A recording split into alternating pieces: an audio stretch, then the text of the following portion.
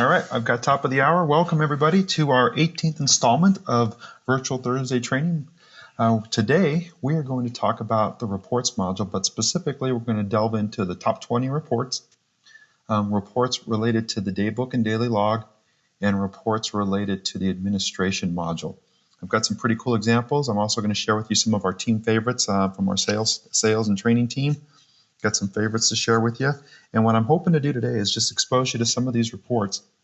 If you may have discovered some of them, and you may not have. And if you haven't, I'm hoping some of them you'll find very helpful within your organization. So that'll be the core of what we're going to talk about today.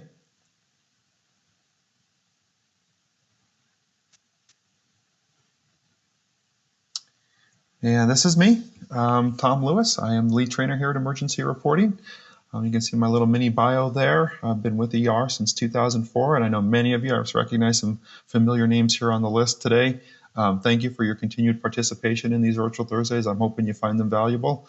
And but at the end of the session, I'm going to look for some of your input too, because we're in the process of finishing out the first quarter of this year in planning the various topics. But we want to know what you need and what you want from these Virtual Thursdays. So stay tuned for to the entire presentation. At the very end, I'm going to have you enter something into your chat function of the GoToMeeting session.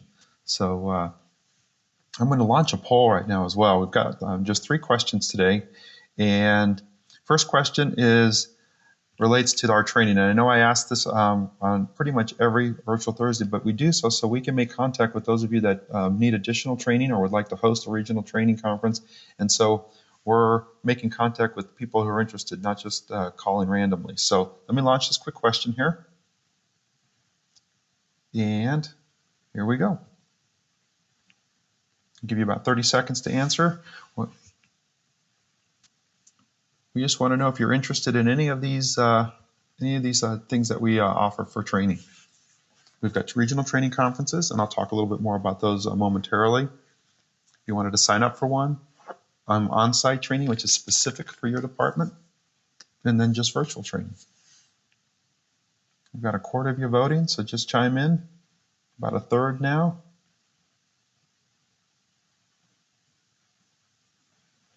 I hope the weather's good where you're at. I know there's a lot of chilliness from the polar vortex a week or so ago. I hope you're warming up.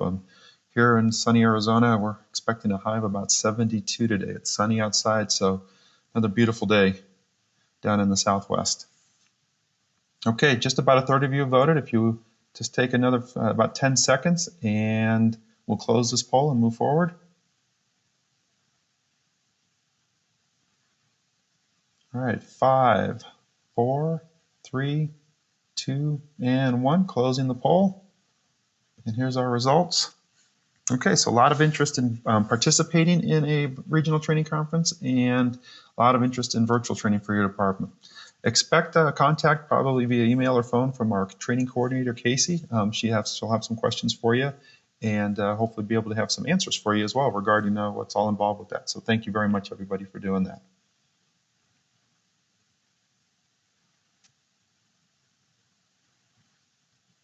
Okay, as always, we do a discussion at the beginning of every Virtual Thursday on some training opportunities coming up within our emergency reporting family, as well as welcoming new customers to the emergency reporting family. And I'm amazed every week. There's about a dozen every week. I know our last one between during holiday break, Christmas break, from the 19th of December through last week, we had about 30 brand new customers. So if any of you are one of those new customers, thanks for joining today.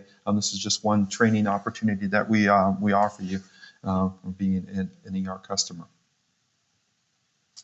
We've got the regional training conferences, which I've mentioned before, on-site training and online training. That's Dale and me out in Anniston, Alabama, doing our new Agile style of training, where what I'm going to show you coming up here on day 2 of a regional training conference, the training is driven by you and your needs. Those little post-its you see on the wall there, those are questions, or what we call user stories, but essentially they're questions on how to do certain things within our system. So instead of us going module by module, we look at what you want to get out of each module and how you're going to use it. We cover the foundational basics and the essentials, and then we show you and teach you exactly what you need to know. And we don't leave until we really don't leave until we've got your questions answered and we cover that. So it's a new process that we're finding to be very, very successful. Okay, we've got this emergency reporting experience. It's a 3-day regional training conference. It covers the essentials, which is the core. It's a more traditional delivery of going through the basics of emergency reporting, and we do a lap around the modules. So you get a little introduction to most modules, and we go in depth with incident, training, and the calendar, because nearly everyone within an organization will use those 3 modules. The next day is called integration, and within integration, it's what you saw in that previous slide. It's all about your needs, and it's all about addressing the how-tos within the system for the attendees. So we focus on that, again, going module by module, but they revolve around doing things within our system, actual functions and things that you, as an ER user, need to know and use within the system. Then the 3rd day is what we call leader or lead ER, and that goes very in-depth into the administration module. We introduce the Google Map integration as well as the vision options within emergency reporting. And in the afternoon, we go through what we call a mini meta scrum. And in essence, you're helping us develop a new feature for our system. And you'll discuss them, you'll debate them, you'll vote on the best idea from the group, and that idea then gets fast-tracked to our development team. Basically, it gets cuts in the line for all the other multitude of projects and things in our backlog, but this one gets cuts and gets developed. One of the examples would be a report that we did this the first time in Yakima, Washington, and the participants there wanted a specific report, and we were able to turn that around within a week. Now, that's probably an anomaly for something to be turned around that quickly, but that's the goal, is to get it done quickly. Realistically, a bigger story, a bigger project will take more like a quarter, 2 to 3 months or less. But that's our goal. And then what we do once we have that up and running, we let all the participants know, hey, your idea is now in the system. And it's not just an idea for a single organization. That idea that you present is something that will benefit all of our customers. Here it is in a breakdown. And this is just the overview. This is day 1. I'll leave it up for just a few moments, but we cover the core essentials. And we're going to be doing this for the very first time in this format in South Bay, Washington next week, and we've got an incredible turnout for that, so looking forward to implementing this. But we do go over the incidents and training modules in depth in the afternoon, and then it's the foundation. This is like, building a structure. This lays the foundation, and then the other 2 days are building the walls and the interior of the structure, but this lays the foundation for a great 3-day experience. It's for all users, even if you know a lot of this already. A lot of it's good refreshers. We'll give you updates on what's going on in the system and answer questions that you might have. Day 2, this is the Agile process where you saw those giant Post-it pads and Post-it notes on the wall, and we basically will guide you through very interactive learning sessions, a lot of discussion, and we try and do it with 2 instructors now, so then with one of us up teaching and kind of leading it, the other can go student to student and just address questions looking over shoulders. And we set up the classroom too to where students can help each other. This is not a traditional classroom seating arrangement. And then day 3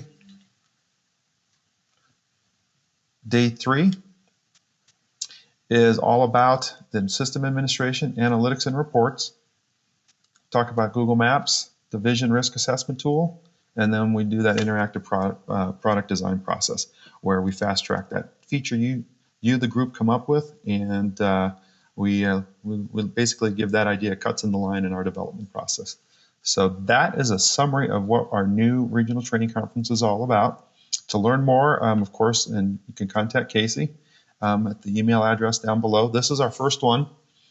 Next week, it's going to be very exciting. We're pushing nearly 30 students in this event, and we're going to be providing, one thing we're doing now in 2014 is providing lunch each day of the event. So what we found was it's important to keep the students together, because a lot of great conversation takes place, and by the time you take off and go for lunch, come back, it's we lose a lot of good connection there. So we decided, it's time, we're going to bring in lunch, and we're we're going to see how it all goes next week, but I'm very optimistic it's going to be fantastic. Then over on the East Coast in Leland, North Carolina in February, Golden, Colorado is tentatively planned for March 25th and 27th. And through the 27th, one thing, if you're interested in going, we have a minimum number of students that we need to have in the class before it's a green light and it goes. And so if you're in this area and you're thinking of going, we're going to eventually get all these up on Eventbrite, and more information will be coming out through our marketing site and then being announced through system notifications within after you log into emergency reporting. But you can get more details and information on these events as we progress through the year. So if you see anyone that's close to you, keep an eye out for more information, and we'd love to have you there. Yakima County, Washington in April. Morris County, New Jersey in May. So another Northeast area. First time going out there. And then we've got some others potentially planned for 2014. We're looking at some of our current customers hosting them in the following states. Get down in Florida, California, Utah, Ohio, and Texas. And there may be others. So that's why when we asked you at the beginning if you'd be interested in hosting, maybe you're not near any of the ones we've mentioned and you'd like to host one in your region. There are benefits to hosting, discounts for student, for your organization, and some other things that Casey can explain to you. All right, some latest system features. Training 3.0, you can now, and some of you may have discovered this, but if you have a template built in the system, you can use the template name as the default class name. It autofills there. It doesn't mean you have to use it as that, but you're basically using a template built in the system, which is something we highly recommend for consistency's sake, reporting sake, and QA. And now the template can be used as the default class name. It'll autofill for you. Something general that those of you that are Chrome browser users, the Google Chrome browser, there was kind of the way the department name wasn't laid out across the screen very well before. That has been fixed, so you should have now a nicer looking display when you first log in and see that on the welcome page. It's a little fixed, but it is one of those things that improves the whole user experience. All right, I'm hoping everyone can still hear me. I'm paranoid about that. There have been no messages pop up, so I'm assuming I'm still good. And my audio meter, just like last week, is pegging and moving fine, so I think we're okay.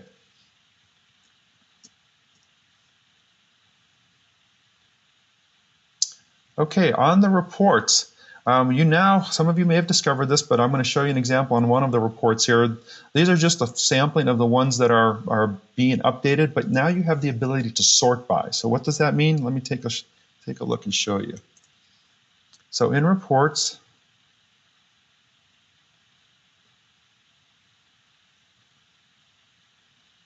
get the right number so I don't pull up the wrong incident. 954.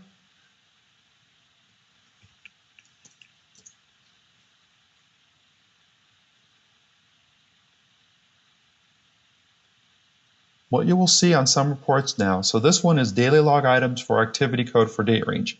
So here, I pick alarm as the activity code. I'm going to go with 2013. And now I have the ability to sort by. So if you were, the way it was sorted before was typically by date. Now if you prefer, you can sort it by station or by apparatus. So let me show you what that looks like. You'll have to look closely. So this is the start date. So this is chronologically through the year 2013 in the report.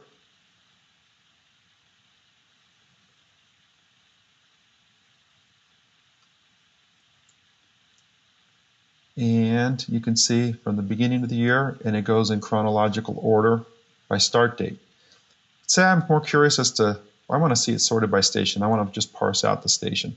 So I can create a new report, and it will sort by station high to, or low to high. So station 1. And if I wanted to, I could even simply export this out to Excel and just use that station data. So it allows you to use your data and manipulate it a little more easily. And this will become popping up on a lot of the reports. You'll probably start seeing them on the top 20 first. Now this is sorted by apparatus. Again, low to high. Got a couple questions here. Let me pause take those real quick. Awesome. People can hear me. That's always good news. And looks like Casey's here to help me. I'm hoping that Casey doesn't have her name by it, but she's one of our organizers within GoToMeeting. So thank you. If that's you, Casey, thanks for jumping in and helping out. Excellent. Yep, it's her. Fantastic. All right. That we don't want.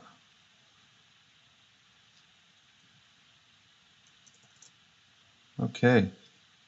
So you're going to see it if you're a user of these reports. You're going to see the sort by feature added to them, and more reports will be getting that feature.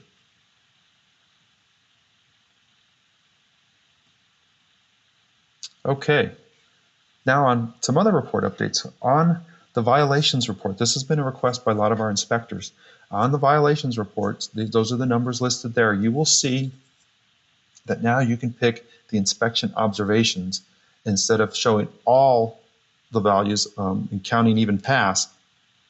You just want to see the inspection observations that have failed and be able to get a tally of it based by the occupancy. And those are in those 4 reports listed there. And perhaps if the need is there in a future Virtual Thursday, we can delve deeper into the reports that relate to the occupancy module and more specifically the inspections. Always, the latest info, system notifications at the top of the welcome page. Now, after I believe 2 weeks, those go away. So what does that look like?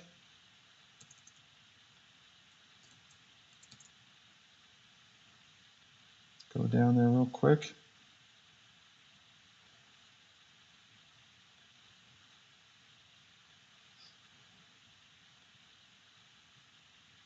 Right here at the top.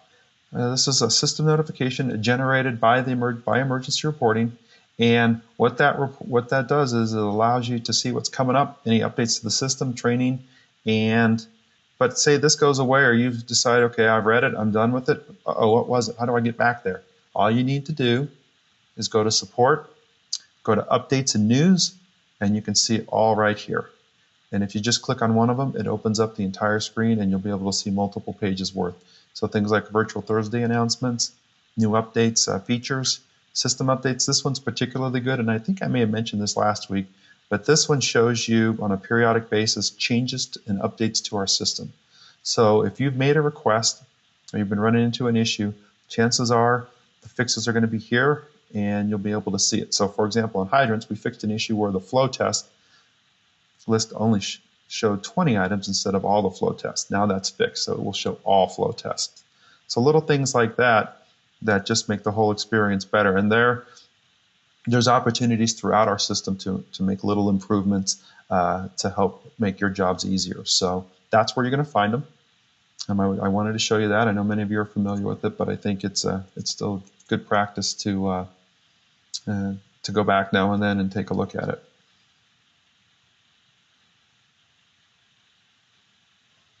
And as always, at feedback.emergencyreporting.com, my recommendation is you probably bookmark your login page to emergency reporting. Have this as another tab as your home page, so both of these tabs open up when you go into emergency reporting. So you got your login on one tab, this on another tab, and questions can be answered via the knowledge base, which we're continuing to build answers to and step-by-step processes in there to give you the latest way to do things within emergency reporting. But it's also the way to give feedback and to suggest features. And one thing I recommend, that once you've got a feature and idea that you just think is fantastic, tell every single person, even put a little critical notice within your system. Hey guys, vote on my idea for this. For example, this one down here, as a fire marshal, I would like a drop-down list of personnel per department, an incident personnel on scene, the personnel on scene module, so the incident module. And this is something that's planned. So the more votes it gets, typically, the higher it moves up into the queue. So this is why I encourage everybody to send out that critical notice. Hey guys, go to feedback.emergencyreporting.com. I put this in, and I want to get as many votes as possible. And just to make sure that no one else has given that idea already, because what we don't want is, and Michael does a great job. He moderates this forum, and he does a great job as checking for duplicates. But what I always recommend is click on the search here, type in what kind of feature you're thinking of putting in, just a couple keywords, and see if it's already been suggested. If it's been suggested, then just vote on it. This way, there's not the same ideas competing with one another. Again, just a suggestion. That way, because there's a lot. If you scroll through this and browse it, you're going to see some fantastic ideas that are driven by you. You're using the system day in and day out, and we've got to find ways to continually make it a better experience for all of you and make your jobs easier. So this is the place to go. Newest customers since last week, we've got Rutgers University in New Jersey, Bainbridge Township in Ohio, the Copel District Volunteer Fire Department in Virginia, Easton Township Fire Department in Kansas, Kingsville in Texas, West Pulaski in Arkansas, Middleton Fire Rescue, New Hampshire, and Palmer Municipal in Pennsylvania, Fort Stewart in Georgia, as well as Hunter Army Airfield in Georgia, DoD installations, Lebanon, Pennsylvania, and Short Gap Volunteer Fire Department in West Virginia. So you can see just 12 in a week there, and probably one of them are your neighbors. In fact, one way to take advantage of those neighbors and help them learn the system and also help each other, especially if you're running mutual or automatic aid or just want to share some information, is using agency friends. That's going to be a topic for a future Virtual Thursday in the very near future. So look for that, how to use it, because that's not always an easy one to set up, but it is a really cool one to use once you've got it in place. But for today, here's what we're going to do. We're going to talk navigate the reports module. We're going to talk about these three terms, by, for, and per, when it comes to reports. A quick review of the top 20 reports and just really take a look at a couple of them. Going to cover in depth reports related to the daily log and Daybook, as well as administration. Discuss some new reports that have been added to the system, and then review some of our sales staff's favorite reports they shared with me. Okay, we're going to do a couple quick poll questions, but if you wouldn't mind, in the chat function of the GoToMeeting panel that you have, if you could just type in a topic that you'd like to see that you would find very helpful for Virtual Thursday. So we're going to do a couple things here. If you could start typing that, and we'll kind of tally those up and help us determine how to plan future Virtual Thursdays. And what we're starting to do now, especially in 2014, is we're going less general module based and very specific function based. One of the ones we're going to do is going to be a very simple, completing an incident page by page, the little nuances of each page in an incident. We're going to open up every single possible page within our system, that the dynamic pages, and show you what they mean and how to fill them out as best as possible. So that's one example. So if you wouldn't mind typing in some of those, and then I'm going to go ahead and launch another poll here. And I'm curious to see how many of you are administrators in your system. In other words, have full access to the administration module.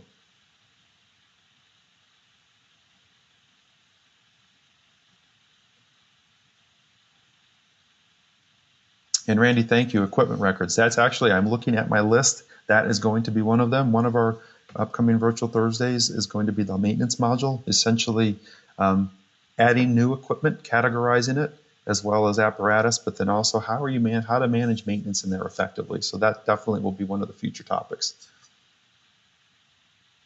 All right, we'll give it 5 more seconds on this poll regarding if you're an administrator in your department. I've only got one request so far for a Virtual Thursday, guys, so I know there's something in our system that you just are dying to know more about. Take just a minute to send that chat message. All right, closing the poll now, and almost everyone here today is an administrator. Very good.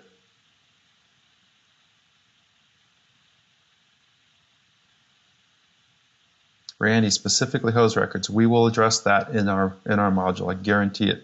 And if it's not hose specific, the equipment category that we're going to do for that particular Virtual Thursday will indeed cover that, and will really help you out with it. Because hose testing is one of those tasks in the department that everybody goes, oh, we're doing hose testing again.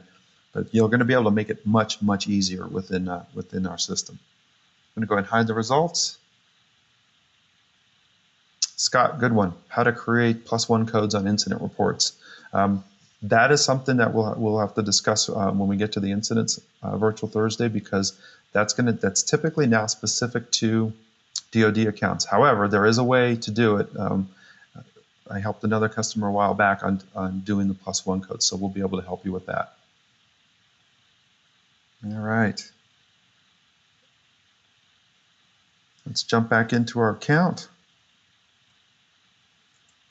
Let's get into the meat and potatoes of today.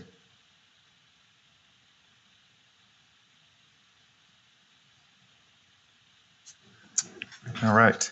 So before we do anything, there's 3 sets of terms that I want to help clarify, because if you're anything like me, this was a little challenging. So let me pull that up real quick.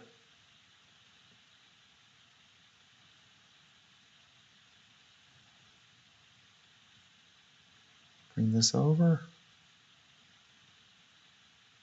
Okay.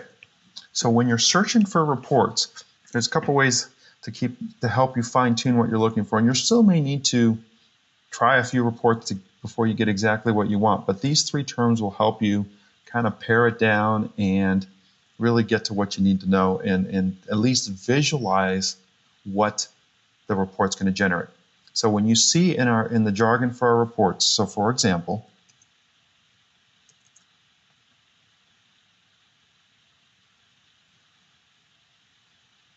so when I take this very first one here in the top 20, incidents for personnel for date range, when you see the word for, that means the report is being filtered. In other words, it's something that you can select to filter the report. So if it's for personnel, typically you can pick either one or a group of personnel to pull the report on. All right. In this example, well, that's the one I used. All right. From just the title, you can filter by personnel and by a date range, which means you can select the date range. You can select a month, a quarter, or a year, typically. And it allows you to custom select that form for specifically who, in this case, and for what time frame. When you see the word per, it's going to only group by summary details. So incidents per station for date range. In other words, it's going to not give you a lot of detail. It's going to give you a summary, a count often of incidents per station for date range. But you can see the for here means I can select the date range and narrow it down to the specific time frame I want. So in this case, I would hope that report would show me how many incidents each station ran for a particular time range that I select. The by is grouping, so it's how it's going to group. So if I have an occupancy list by street name, I know that I'm going to have my entire occupancy list essentially grouped by street name. So the header for each column essentially will be the street name, and then all the occupancies on that street will be clustered together in the report. Any questions on by, per, and for? This can be found if you go into the help section on any report page and select the help button. Scroll down to the very bottom, and that's another place you can reference it. I just have found it helpful, at least when I go with reports, to visualize what it's going to give me.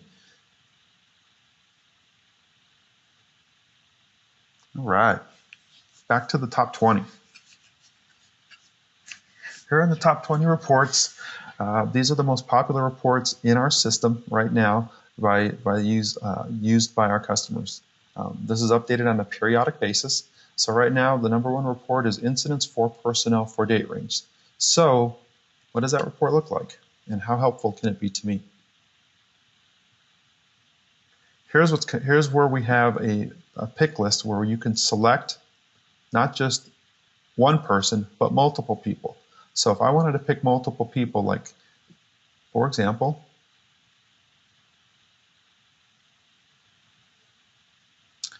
I want to select, and for simplicity's sake, I'm just going to pick the first few here. I'm going to add first handful, and I'm going to call this one, I could call it stations. If it's all just a station, I can call it however I want to cluster it: station, battalion. In this case, this is just VT3 group. And notice here that I've also created other selections in the past called VT1, VT2 that also clustered different people together. So, and it stays in the system. once you've created this selection, and it'll allow you to go back to it again and pull that same report for different periods. So I like this one, 3, and I may not have anybody for these incidents, but then I can select the date range. Remember, 4 date range, so we'll go with 2013. And here again on incident types, I've got the ability to pick multiples. So say I'm just concerned about the 100 series. So in NFRS, the 100 series are all fire-related calls. So I can pick multiple. I will select all the 100 series just to cover my bases. These are all fire-related. So what I'm doing now is going too fast, just by 1. Very good. So now I have the entire 100 series. I'm going to call this one 100 NFRS and click OK. So I can sort by either the date, the incident number, or the incident type. So let's take a look at the type. And I can also go by station, either all or just one. Then I'm going to create a report. Okay, so what this report is giving me, and I've decided to sort by incident type.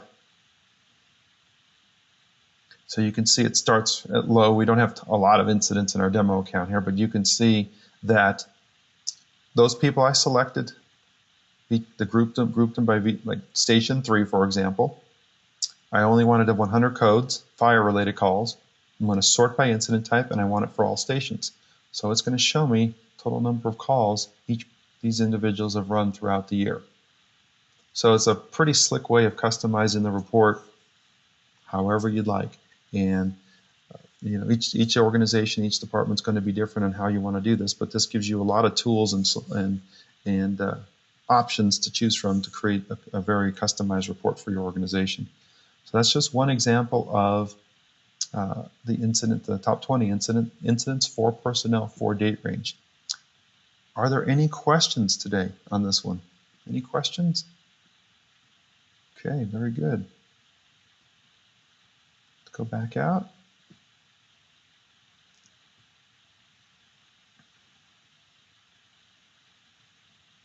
What's another one that's, this one is one that a lot of organizations like, missing incident numbers for the month. So, for example, and this is helpful, but let me show you the caveat here on where it's helpful and where it may or may not be for you. So what this says is I'm missing incident 2013-17. So what this assumes, okay, is that it compares the minimum and maximum incident numbers. So where this comes into play is if if your incident numbers are chronological and not part of a dispatch agency that shares incident numbers across multiple agencies. For example, our dispatch agency dispatches for maybe a half a dozen different departments. So there is a dispatch incident number that runs chronologically, but it runs across all of the organizations they dispatch for. But within each entity, there is a sequential number. So the incident 2013-1001 may only be incident number 2 in the system for the PSAP or the dispatch agency. It may only be 2013-51 for my department. So if you're not, and if you are separated out to where all of your incidents are chronological through the year, so come the first call after midnight of January of this year, you started with incident number 1, and you go all the way through to the end, and your numbers are chronological, this particular report will show you where the gaps are, where any incidents are missing, and allow you to research, okay, are they missing because, you know, maybe it was a dispatch issue, or the call wasn't completed. So this is the key there, incidents in sequence, and only reviewed incidents are included. So it will only, what they mean by reviewed incident, it's only counting the reviewed incidents as being as where the gaps are going to take place. So hopefully that might be a helpful report, especially for tracking down reports that are missing for the month as you do your QA each month. Backing out. One thing too I want to recommend, and I got into bad habit years ago, is when you're inside the reports module and you're working your way through, you can see that there is a pathway depicted right here. Anything in emergency reporting that's orange is a hyperlink, clickable text that will do something. So in lieu of using the back button on your browser, okay, in lieu of using the back button on your browser, you can just work your way back to reports, and it'll take you right back to the page. So I know we're so used to doing that that browser, that back button, that sometimes it makes it more clunky when you're using it in our system. Any questions so far? Top 20. Okay. When you add to favorites, you can see this is already in my favorites. So once you've added to your favorites, it will go. The actual link will go away on the actual line item of the report and will appear here. So think of this as a shortcut. You're bookmarking essentially all your favorites are reports that you use commonly, and it prevents you from having to go into the master list here to find it. Speaking of master list, the report number, I'll show you.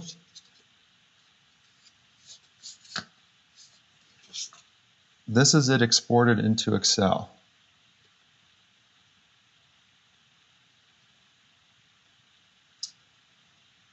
I'll make this larger.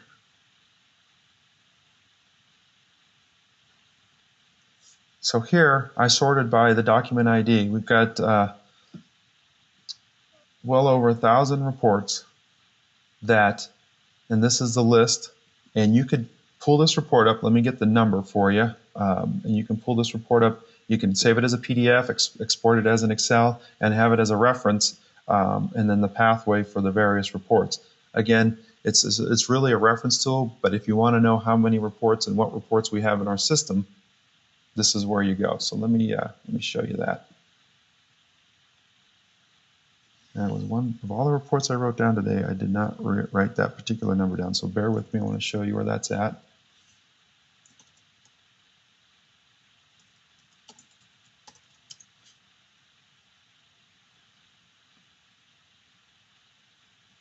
It's 779, master list of reports.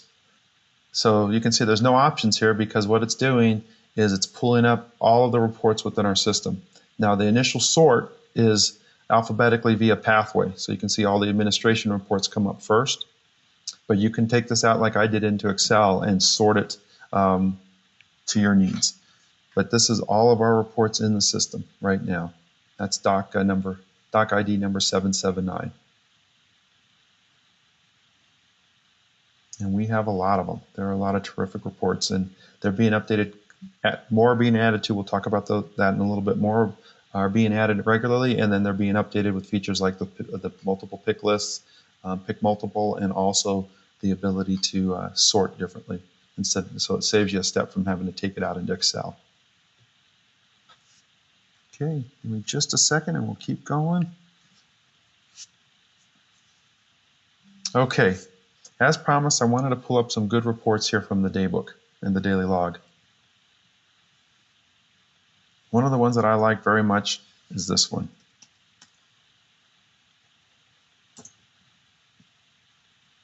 This is total man hours per activity code for date range. So those of you in your department trying to measure productivity, justify different pieces of equipment, justify manpower, justify the daily activity of the troops. They're not, we've had in my community a lot of retired people in the community that I served for 21 years, and they joke with us, come by the station for a blood pressure check. Oh, did we interrupt your checkers or chest?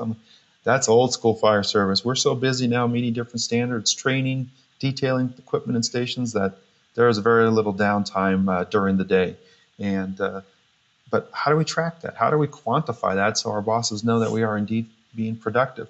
This is one of those reports that I think is excellent for that. So let's take a look at the year 2013. And so I know I'm going to get total man hours per activity code. So it's going to group it by activity code. And I was able to select only the date range here. So let's take a look. Make this a little bigger. Okay. So it sorts it alphabetically by activity code. How many items in the Daybook throughout the year? Now, granted, we're hit and miss on.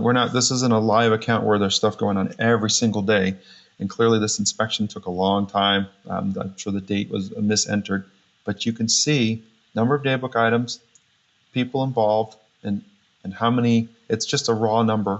All right, basically the number of people, multiply that by the hours, and you've got the total man hours involved. and then the percent of the total time.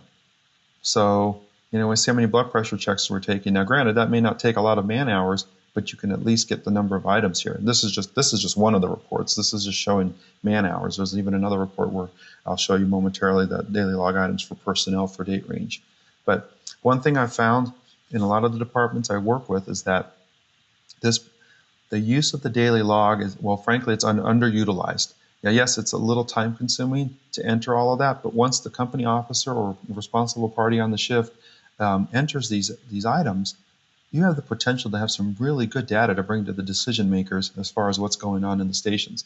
So teaching the troops the quality of entry, because you've heard of the GIGO, garbage in, garbage out. Well, I like to look at it from positive, good stuff in, good stuff out. So if you teach them on the front end how to enter the data for the daily log, that, hey, we really do need a start and stop time, even though it's not required.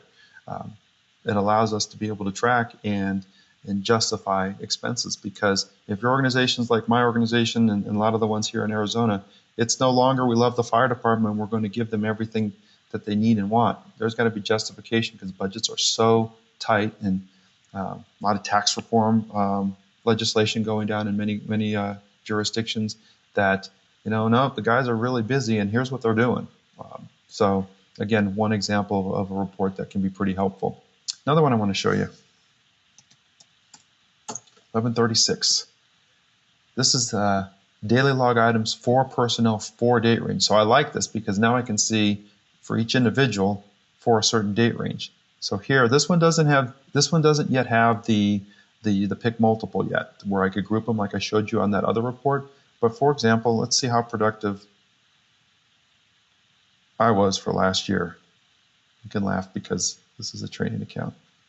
But I can sort it. This one does have the sort by, so I can go by date or by activity code. I'm going to keep it by activity code and create a report. And so annual evaluation comes up. So, Firefighter Lewis, let's see what you've been up to this year. And this is why the data entry is so important. Got the various activity codes. I can do it by date. I can change it by date if I'd like to, or the apparatus, or even the hours. But I can see start and end times, what the log item, if it was a manual entry like here in Daybook, or it came over from the inspection module. Some notes. Notes are always kind of good to put in there, and how much time I spent on it. You can see like this one, the dates were for the whole month the truck was out of service. Typically you might just log this as a maintenance item for the shift and not the entire time that it was out of service. There's a maintenance the maintenance module is a better place to have that. But this is probably better for training. Again, just showing a few examples, but you can pull up their whole training, because with the training 3.0, when it's completed, it will populate in the daily log. You can get your training hours here. Questions so far? You can take a look at how it's sorted by date. And it just goes chronologically. So again, kind of this one is a particularly good one for annual evaluations. Again, with the caveat that it's got to be entered properly, because if you're missing all the work that they're doing because it's not being entered, you're not getting the right data. You're not getting good data. So it's like anything, the tools are there. It's just how well you're using the tool. Last one I'd like to show you on the daily log is this one. Daily log items with bad end dates. This is a good one because a lot of times, I know in our organization, we'll put a start time in, and if somebody will forget to put the end time. This pulls any incident, or I'm sorry, any daily log item that either has no end time or has, in this case, like a bad end time, 1900. It's before the start time. So it pulls it up, and you may be able to find some things where people can go in and correct anything that they didn't finish up properly or enter properly in the daybook. And then you can certainly pull this out into Excel and just sort by or remove any of the ones that aren't applicable to the shift or battalion or crew, and then they can go in and make corrections to help you tidy up your data. And you can see it's done by activity code. So yeah, there's a little more work for but this gives you a tool to help you improve the data entry so you are getting good reports on those previous two examples I showed you. So questions, comments, or any other tips you found using the reports regarding the daybook and the daily log? And just go ahead, if you've got it, go ahead and put a little message in your chat, and I'll read it. I'll share it with the entire group of participants today. All right, let's move on to the administration module. And first report I want to show you, and these are really helpful for you administrators, and I saw about, what, 96% of you were administrators. Here's one, and you may have discovered it, and I imagine a lot of you have discovered many of these, but those of you that haven't, I'm always learning a new report and discovering, I didn't know our system had that report, so I'm hoping you have some of those moments here today. Here's a good one, your business list. So remember, if you attended a previous Virtual Thursday, the difference between a contractor and a vendor. Contractors only work and are applicable within the occupancy module. And the way you remember it is that occupancy talks all about buildings, contractors work on buildings. You know, you've got a general contractor that's in charge of the building. Vendors work in the maintenance and inventory modules. It's just how it's been set up in the databases, but it's a very important tip to remember when you're working. And in case you're ever wondering who's all in your system, print out report number 1508, and then you can go through and say, okay, we don't work with them, or they've got a new phone number, new address, and then you can go in and update them in your vendor or your contractor list. So good report to pull up, especially when you need to go and update instead of trying to wait occupancy or maintenance module to find out that things have changed. You can pull it up and then maybe do a periodic update to your system once you've got this list. That's the business list. This one, 1290, are your pick list. So we come with some custom built ones, but you may have and probably should have updated your pick list and customized it to your organization. So we've got all these apparatus in here, and this is where you can see them all at a glance and then go into those pick lists within the administration module and make changes as you see fit. These are all the activity codes, daily logs. And it allows you to just see this on one sheet and go, you know, we don't need that category because we don't have the rank of driver volunteers anymore, for example, down here at the bottom. Then it allows you to go in and tidy up all your pick lists within the administration module. Another report. Activity codes per agency. Again, this isn't something that, these are more informative for administrators, but it allows you to see the various pick lists, or I'm sorry, activity codes. So you can go, in lieu of having to go into the administration module, if someone has privileges to just the reports module but not the administration module, they can go in and see all these various activity codes. Now certainly you can see them in the drop down when you're selecting it in the daily log, but if you wanted to just have this up, you know, posted next to the computer or just review them, this is one of those lists. So it really allows you to get a peek into your administration module without having to be an administrator and not having the need to go in and alter it. You can just view it. It's almost like a read-only for the various codes there. This one, Apparatus Details.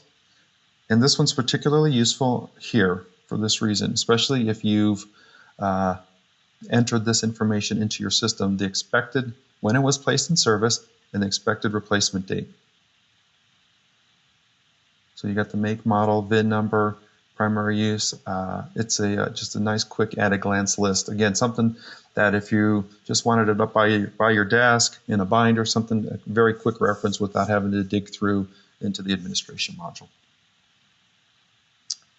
This last one I'd like to show you in the administration module is a relatively new one. You can see its number is 1630. I believe our latest report is 1635. But this one I like a lot as a former company officer and battalion chief, especially when I have an injury, an on-the-job injury or finger stick, something like that, where I've got an exposure, and I don't mean a fire exposure, but an exposure to bloodborne pathogens or bodily fluids.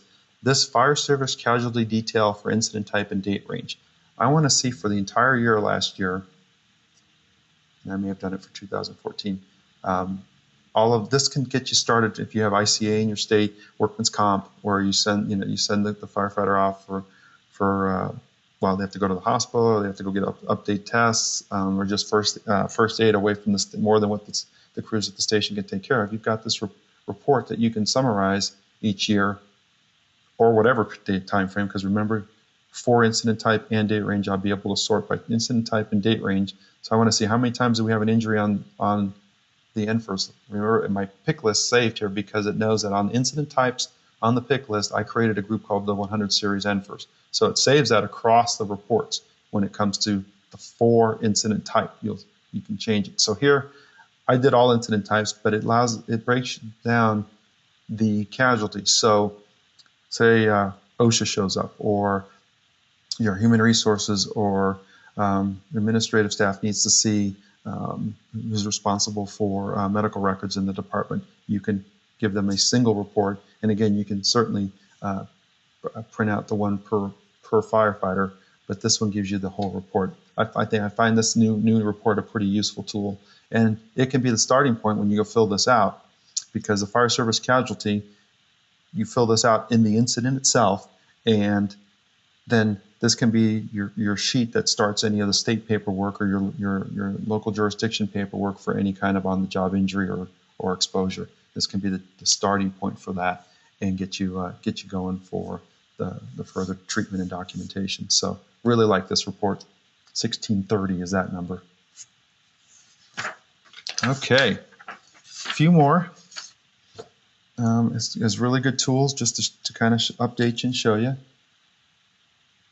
Personnel phone and emergency contact list. I want to see all active personnel. All right, this is where you can see how complete your list is. And again, good data in, good data out. If you need an emergency contact for some of your crews, you can go in and say, hey, the company office can say to the people on their crew, hey, I just want to make sure this number is updated and correct. You can have them write in the correct one, and then administrators can go in and update those numbers. But this allows you to see where your gaps are for that. It shows the phone numbers, contact name, emergency numbers, and any other info that's listed in the personnel section of the administration module. So it allows you, instead of going person by person to confirm it, it gives you one report to see that. I really like that, especially if I want to make sure I've got everything updated. I was just helping one of our firefighters. He's creating a line of duty injury or line of duty death SOG for the department, and this is one of those key things to have in there to make sure that this is current and current and accurate for that individual. God forbid something were to happen to anyone within your organization. And let's say you want to, who's going to get their 10-year PIN? You can see here, and you can bring this out into Excel and use the formulas to calculate, take this to current date, total years, and see who's got how many years of service. And when you're going to give them the 5 and 10-year PIN, this is basically service anniversaries. A cool tool. It doesn't tell you the exact year, but then, like I said, if a lot of you are administrators, it probably tells me you're pretty good with Excel. Take this out, and then it'll give you the actual years of service in another column just by subtracting previous date from current date, and you can use this as a way to make sure everybody gets their anniversary pins. Again, just one example there. And I know a lot of organizations are celebrating. There's one for birthdays too. Let's go to general. Birthdays per month. It's certainly little stuff, but I think it's important, especially if you want to celebrate that or surprise somebody for a great crew dinner or just mess with them during the day. I know we know what goes on at fire stations, the fun that we have. So again, you've got birth dates in there, and I don't know if those are accurate, but I'm going to move that out of the way because those are some of our actual people that were entered in here, even though this is a training account. And last for this one in the administration module, system access history. So again, I can pick multiple here. I want to see all personnel, for example, when they access the system.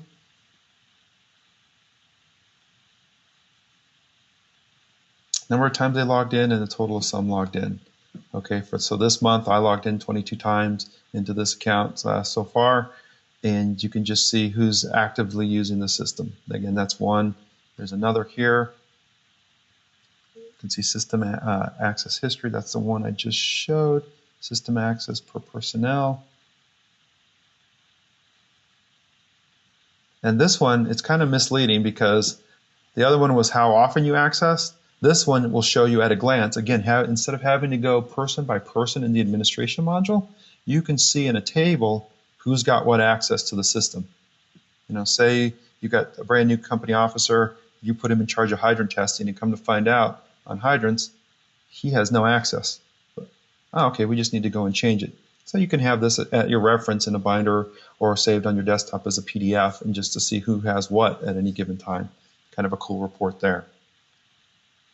All right, I'm going to go into some team favorites as we wrap up this session. I'll probably go a little long, so guys, bear with me. We'll probably go just past 1 o'clock. I do want to show some pretty neat reports here.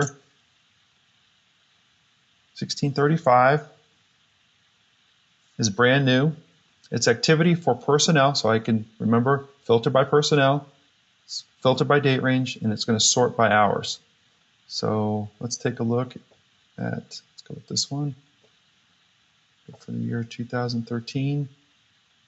And as we're going through this, this is what I'm trying to show you, some kind of highlight of these highlight reports that can be very helpful. But I also want to go through and get you exploring these different reports and seeing what's going to be helpful for your department. So here, you've got activities for Dave Adams, and this is for the entire year. So if, like, Valerie has multiple.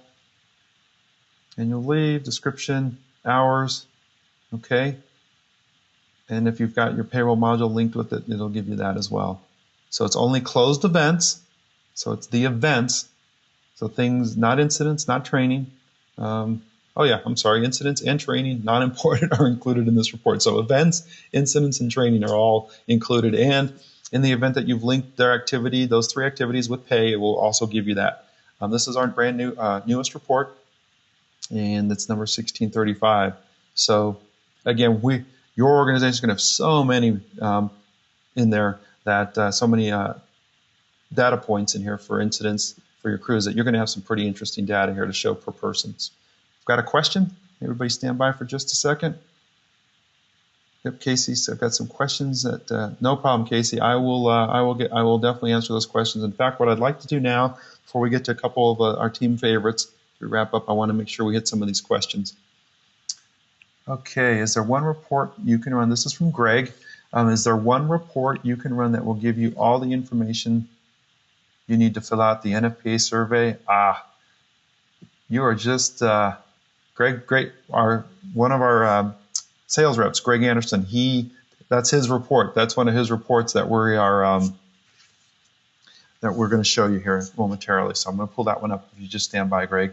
What is the report number for the personnel list for emergency contact? This is from Alan. Alan, that number is, this is for emergency contact. This is 1092, Alan. So if you like it, definitely bookmark it, 1092. Is there a custom window so you can make minor edits to the SQL query? Right now, there is not. That's from Max. That would be more of an ad hoc reporting system, but there's not an end user ability to alter the SQL queries. All right, I think that answers all the questions. So let me hit a couple of these reports. Thank you for those questions, guys. Excellent. Okay, this is from Lee. He's our Pacific Northwest and Department of Defense sales rep.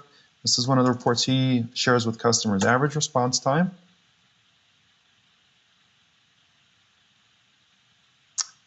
Average response time for a year. So you want to compare your average response times over multiple years. This is using the NFIRS data. I can pull up a report that's going to show me my organization's average response time. Very simple report, but it can show you a couple things here. You add a new station, did the response time, average response time go down? Did the call volume go up? You know, and you can use this as one report to explain some of the other data from other reports. And it's a really easy to understand, easy to look at report. One of those things that decision makers like to see. So this is from Lee. It's one he recommends and he uses for new customers when they're doing their Nfp imports into our system. Mark, he's our Midwest and South Central rep, likes this report.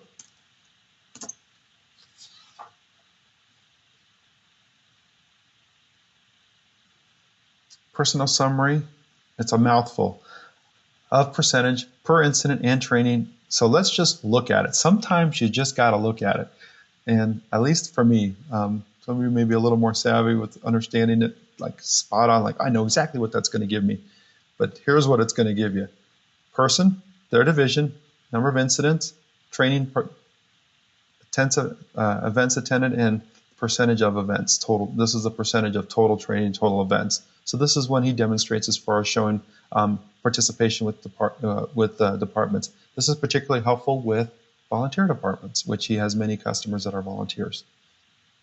All right, we're at the top of the hour. If you guys want to just stand by for like 5 to 10 minutes max, we'll wrap this up. I do want to get through a couple more reports. I really appreciate you staying with me. Next one is from Keith. He's up in the New England, New Jersey area.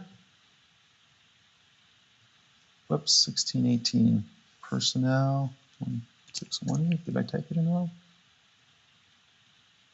There it is.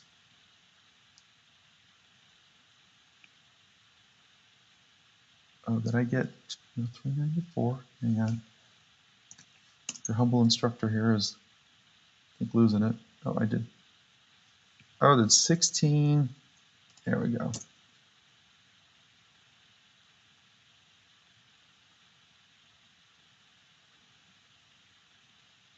You know what? I think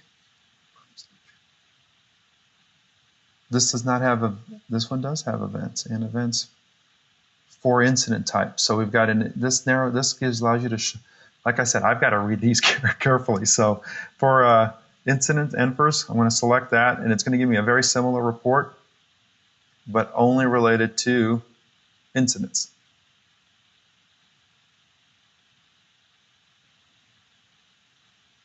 And what it does is it allows me to filter down the types of incidents. So it's still going to have all the components of training and events, but this one allows me to filter by incidents. So maybe I don't want all the incidents like the other one showed me. I just want the 100 series. That's the difference between these two reports. So sometimes I just have to take a closer look to see that. All right, this will answer your question, Greg. This is from our Greg, and this whole series here are really good reports. I'm going to back out just one. You've got the Nfp Annual Survey, and the one Greg submitted was confined and unconfined fires. So the report I'm going to look for 2013, this is annual. And again, we don't have a lot of fire incidents in here, so I may not have a lot of good data to show you. But basically what it does is, as far as the NFPA, is give you those required annual survey reports for your organization. One click, basically, a couple clicks, and you've got the report.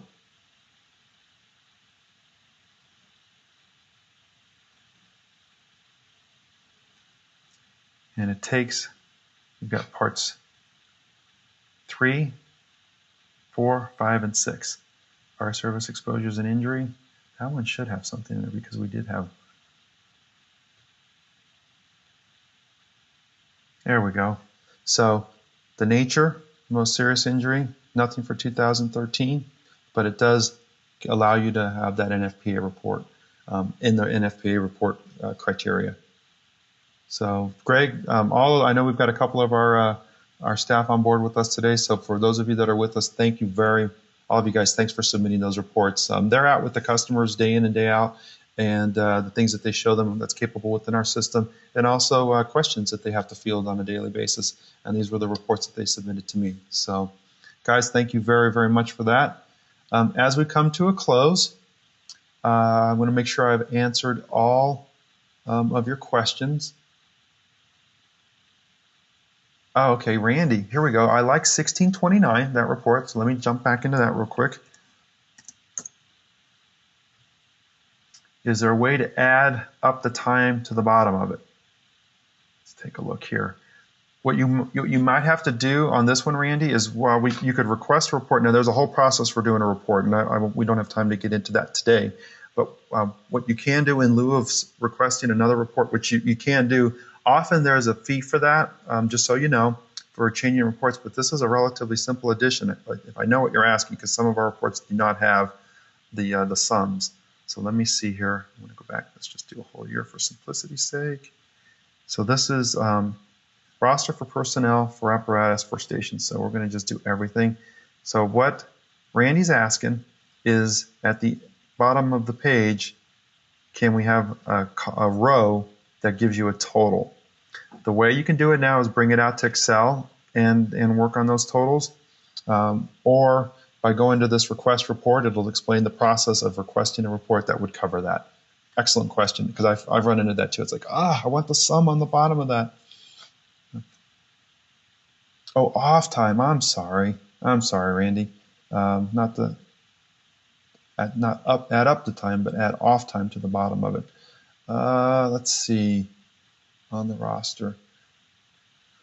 One thing you could do, and we work with this with another department. Forgive me for answering that question or reading the question wrong, Randy.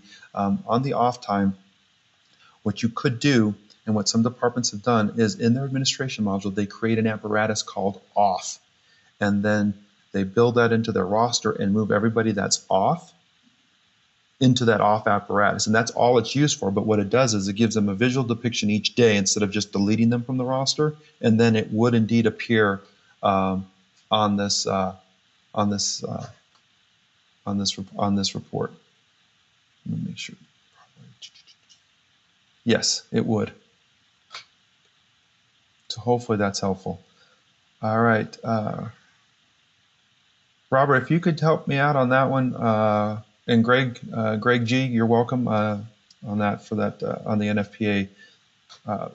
Robert, help me out on this response time by zone at the 90th percentile. So you would want to report like that. Just type in verify that for me. And I'm going to take a quick look here on zones. Yep, that's what he wanted. Okay, so here's the various zones. What I would do is just explore here, and you may be able to, instead of average, right? Okay. Average response per zone.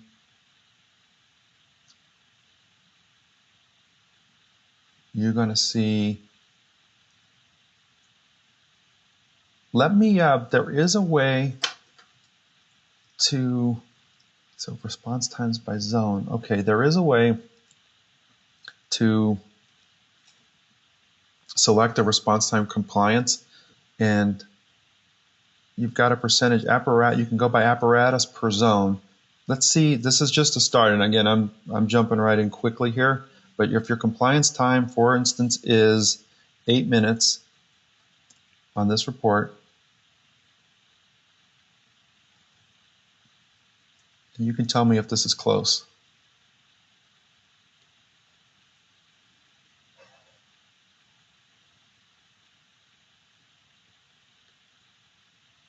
Again, we don't have a lot of incidents. Let me move this out of the way.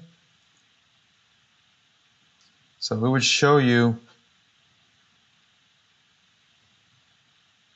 it will break it down by zone. And we've only created one zone, but you would be able to see if they were compliant for your response time within that zone. And you could set the compliance time to, the time that they, like 8 minutes is the response time. You can set it to that, and anything that was exceeding that will come up as red, and anything below will come up as green, and you can show it. What I recommend you do is go here into zone and explore any of these that you can see to get to work the way you want it, the type of report. And what I'll do is I'll take a quick peek too, and I'll send you an email this afternoon if I find something. We've got it in the list, so there's no need for you to type it. I will email you back this afternoon if I find something that is exactly what you're looking for. Okay, any other questions before we wrap up for today?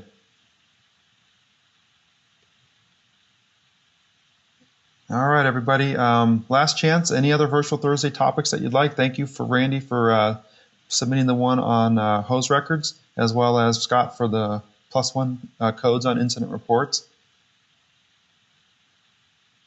All right.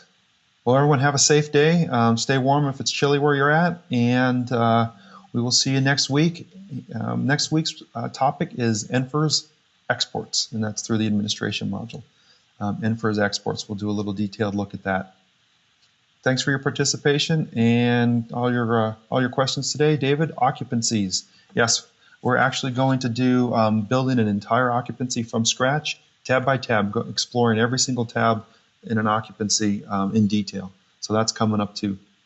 So it looks like good. We're hitting some of the ones that you guys want over the next month or so. And like I said, they're going to be much more task specific than modules, general modules.